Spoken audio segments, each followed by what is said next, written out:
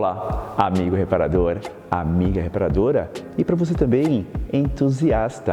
Sejam bem-vindos à aula sobre carburador aqui no seu Oficina do Saber da MTE Thomson, comigo, professor Scopino. Bom, a ideia, o objetivo desse treinamento, que são várias aulas sobre carburador, é ensinar, mostrar como funciona o princípio totalmente mecânico de alimentação de combustível.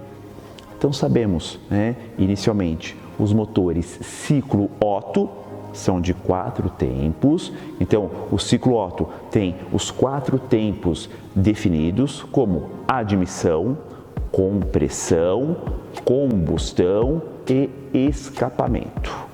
E o que é o motor de combustão interna ciclo Otto? É uma bomba de ar, é um transformador de energia que vai aspirar o ar já com uma mistura com o combustível, que no nosso caso pode ser gasolina ou álcool, vai comprimir essa mistura junto com o oxigênio, essa mistura ar e combustível com oxigênio admitido, a mistura efetuada dentro aí do coletor de admissão de forma indireta. Por que indireta? Porque é fora da câmara de combustão, então vai comprimir. Depois da compressão teremos a combustão, que é a parte de ignição em si, entrando em funcionamento, que vai ter a combustão, ou seja, uma microexplosão de ar e combustível e a centelha. Claro, não chega nada a explodir, porque é um ambiente controlado, por isso que se fala combustão. E depois a fase de escapamento. Podemos abordar sistemas mais modernos com injeção eletrônica monoponto, injeção eletrônica multiponto, depois multiponto sequencial, para as atuais, injeção eletrônica direta, onde o combustível é injetado direto dentro da câmara de combustão. Como eu falei, no sistema tradicional com o carburador, nós temos a formação inicial da mistura obrigatoriamente. Em qual fase? Na fase de admissão. É quando nós temos o êmbolo ou pistão deslocando do PMS, ponto morto superior, ao PMI, ponto morto inferior, causando o quê? Uma sucção, uma depressão, um arraste do ar que vai passar pelo filtro de ar, pela carcaça, o próprio elemento filtrante retém as impurezas e vai passar pelo carburador. Ao passar pelo carburador, depois coletor de admissão, chegando dentro da câmara de combustão, teremos um arraste, ou seja, um movimento mecânico que vai arrastar, vai succionar o combustível no carburador. Mas como que isso funciona, professor Scopino? Por que esse princípio tão básico, algo tão simples e antigo? Porque se você souber como funciona a parte básica, a parte inicial, ou como muitos falam, a questão de mecânica raiz, é muito mais fácil você identificar falhas em sistemas mais modernos, como injeção eletrônica, monoponto, multiponto sequencial e a injeção direta de combustível. Bom, para pensar mais para frente, na injeção direta de combustível, a injeção ocorre dentro da câmara de combustão, nem passa mais pelo coletor de admissão e ela pode ser inclusive estratificada. O que significa isso? Pode injetar na admissão, pode injetar na compressão, pode até injetar na fase de escapamento para provocar um aquecimento do catalisador. Bom, mas isso é para o futuro. Voltamos aqui para o passado, para a mecânica raiz, para o carburador. Bom, em si, o que o carburador faz e por que ele requer aí, uma série de estudos, mesmo sendo algo antigo. Então você que é reparador, reparadora ou até mesmo entusiasta, quer aprender sobre carburador, acompanhe todas essas aulas no seu Oficina do Saber, porque vamos falar de princípio de funcionamento. E o carburador não é algo simples, muito pelo contrário. O carburador em si tem vários sistemas, um complementando o outro, para que essa mistura ar e combustível esteja dentro do ideal. Então temos dentro dos carburadores, de acordo aí com a sua tecnologia ou motor aplicado, nós temos base, corpo, tampa, o sistema de alimentação de combustível composto por boia e agulha. E aí vocês verão nesse treinamento que tem muitos segredos nesses ajustes de altura do nível da cuba, pode ser pela agulha, pode ser pela boia. Então tem várias formas de ajustar de acordo com o tipo e o fabricante do carburador.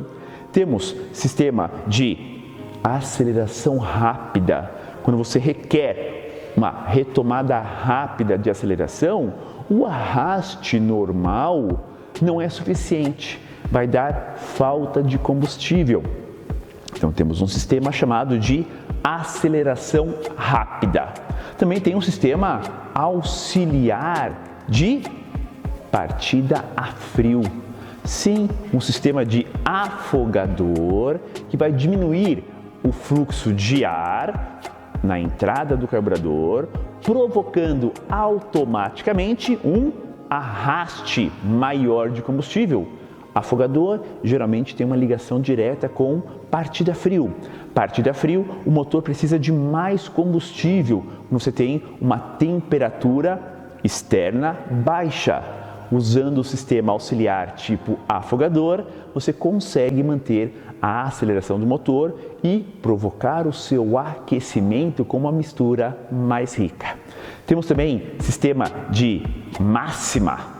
O que é um sistema de máxima no carburador? Quando você tem uma rotação muito alta e uma linha de depressão já quase zero, porque já está pisando totalmente no acelerador e a borboleta está aberta, eu preciso alimentar mais o sistema, senão vai dar falta de combustível em determinada rotação, sempre alta nesse sentido. Então tem também sistemas de aceleração, de torque, de rotação mais alta, é o chamado sistema de alta rotação ou máxima rotação. Só alguns sistemas. É complexo? Estão vendo como que falar de carburador não é algo tão simples? Tem um sistema no carburador que é só de marcha lenta e a passagem de marcha lenta para baixa rotação.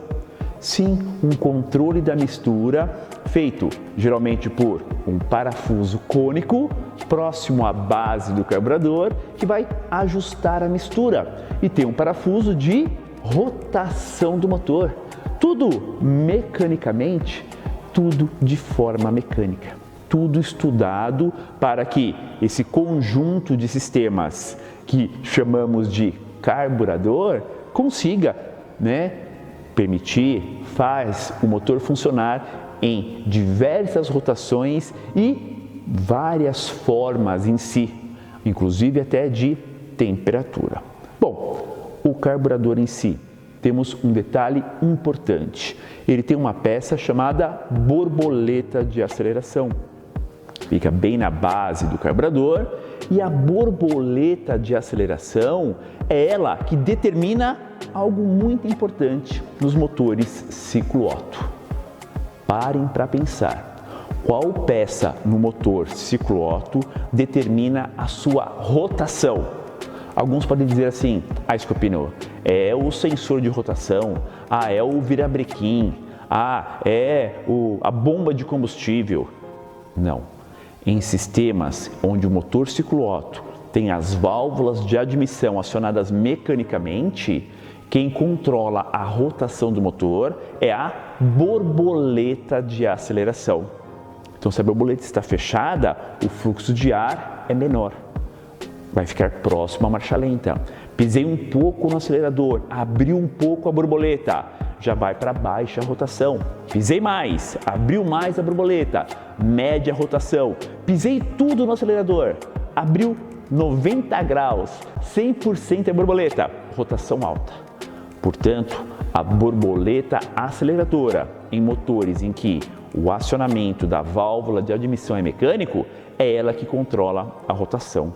E no carburador, ela tem uma função completamente de controle dos sistemas.